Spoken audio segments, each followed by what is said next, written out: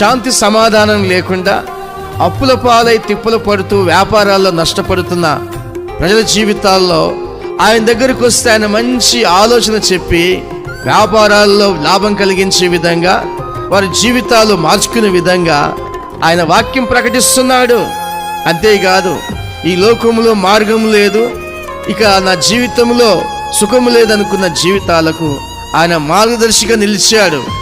ఒక మంచి మార్గం చూపించాడు. అది సమాధానకరమైన మార్గం, దేవుని రాజ్యానికి మార్గం. ఆయన చెప్పే ప్రతి మాట విన్నవారికి నెమ్మది కలిగింది, సమాధానం కలిగింది, వారి జీవితాల్లో సుఖం కలిగింది. ఎప్పుడు సంతోషం మా జీవితానికి రాదనుకున్న వారు యేసు ప్రభు మాటలు వినగానే వారెంతో సంతోషించారు. దుఃఖము పూర్తిగా తొలగిపోయింది.